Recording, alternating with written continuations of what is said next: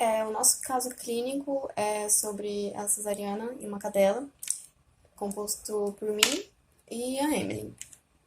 O caso clínico é uma cadela de 4 anos de idade, da raça Whippet, que foi inseminada há 60 dias e teve gestação acompanhada pelo setor de reprodução do hospital veterinário. Ao exame físico, durante o atendimento, a paciente apresentou distensão abdominal importante, compatível com o final da gestação, taquipneia, frequência cardíaca de 148, mucosas ligeiramente pálidas, temperatura retal de 37,5 e normoidratada. A cadela apresentou fratura de pelve há mais de 1 ano e apresenta estreitamento do canal pélvico. Foi indicada a cirurgia de cesariana conservativa, agendada para o dia seguinte do atendimento. O desafio da anestesia na cesárea é a escolha do protocolo anestésico, porque a gente tem que escolher fármacos que garantam o conforto, analgesia e segurança para a mãe, com o mínimo efeito sobre os neonatos, para manter o vigor e a viabilidade fetal. Não é possível anestesiar a mãe sem que sejam atingidos os fetos, por causa das características físico-químicas dos fármacos, que atravessam a barreira placentária. Portanto, é necessário um planejamento para reduzir o tempo cirúrgico para que a exposição dos fetos aos anestésicos seja o menor possível, reduzindo assim os efeitos colaterais cardiorrespiratórios, mantendo a analgesia, o miorrelaxamento e a sedação da mãe. Nesse caso, a gente achou mais indicado o ASA 3, por ser um paciente considerado de risco por causa da gestação. Essa gestação faz o organismo sofrer diversas alterações fisiológicas e possivelmente patológicas que podem comprometer a segurança do procedimento anestésico. A gestante e o feto devem ser poupados ao máximo dos efeitos dos fármacos utilizados. Na anamnese, a gente pode observar que a distensão abdominal é compatível com o final da gestação, ok. As mucosas ligeiramente pálidas e taquipneia são compatíveis com o aumento do metabolismo. Para que as necessidades da mãe e do feto sejam atingidas, ocorre um aumento da demanda metabólica, o que promove a elevação do débito cardíaco, do fluxo sanguíneo e do consumo de oxigênio. Entretanto, o aumento do volume sanguíneo é desproporcional ao aumento dos eritrócitos, sendo a anemia um achado comum independente do número de filhotes. Essa anemia pode ser corrigida através de fluidoterapia se houver algum sangramento excessivo durante a cirurgia. A frequência cardíaca de 148 está ok, considerando os valores normais de 60 por 160. A temperatura retal está bem também, 37,5, considerando os valores normais para 37,5 a 39,2. E norma hidratada, ok. A fratura de pelve há mais de 1 ano e o estreitamento do canal pélvico foram os motivos para a cesárea. Na monitoração anestésica, a gente escolheu monitorar o ritmo e a frequência cardíaca, a pressão arterial, a frequência respiratória, a saturação periférica de oxigênio e a temperatura, utilizando o oxímetro de pulso, esfigmomanômetro, balão de reservatório e termômetro retal.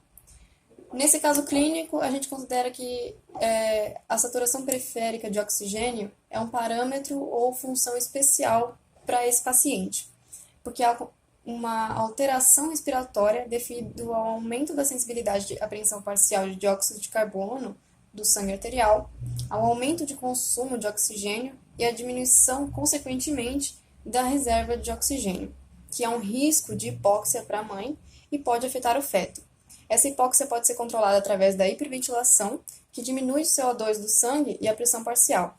Temos que levar em consideração as alterações dos parâmetros fisiológicos decorrentes da gestação, como o aumento da pressão arterial, a predisposição à descompensação, a elevação da frequência cardíaca, as alterações hormonais, o aumento da frequência respiratória e do consumo de oxigênio, a redução da motilidade, o aumento da demanda metabólica e, consequentemente, a elevação do débito cardíaco e do fluxo sanguíneo. No protocolo anestésico, a gente escolheu a cepromazina como medicação pré-anestésica, ou MPA, porque ela produz pouco ou nenhum efeito sobre os neonatos. Não possui um mecanismo de ação muito conhecido, mas sabe-se que inibe os receptores dopaminérgicos ao nível do sistema nervoso central, causando sedação e tranquilização. Na área de indução, a gente escolheu o Propofol, porque é adequado para gestantes com mínimos efeitos sistêmicos. Ele promove mínima depressão da vitalidade neonatal e materna. Promove depressão dose-dependente da função cerebral, pela potencialização da transmissão GABAérgica. Diminui o fluxo sanguíneo cerebral, o consumo de oxigênio cerebral, a pressão intracraniana e a apreensão intraocular. E na manutenção a gente escolheu o isoflorano, tem uma indução e recuperação mais rápida para a fêmea e os filhotes. Os reflexos laríngeos e faríngeos são prontamente deprimidos e a respiração espontânea também torna-se deprimida, com o aprofundamento da ação anestésica. Ocorre um aumento da frequência cardíaca que compensa com uma redução do volume sistólico. O fármaco que deve ser evitado e utilizado somente em casos especiais é o alotano, porque diminui a capacidade de aprendizagem fetal depois da exposição intrauterina. Também pode levar à hipotensão, síndrome de hiperetemia maligna, arritmias e depressão cardíaca. E um fármaco que deve ser utilizado com cautela é o pentobarbital, por causa do comum efeito de depressão cardiorrespiratória e também por estar associado com a alta incidência de mortalidade neonatal. Os principais adversos dos fármacos escolhidos, na cepromazina, a gente pode ver que ela desencadeia a hipotensão em neonatos. O propofol causa depressão cardíaca e acidemia na cadela gestante.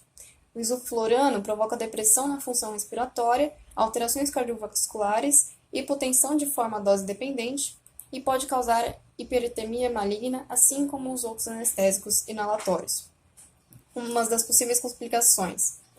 E a gente observou num estudo, num artigo, que cesarianas realizadas com protocolo de acepromazina intravenosa, seguida de propofol intravenoso, levou a depressão respiratória e neurológica em neonatos caninos.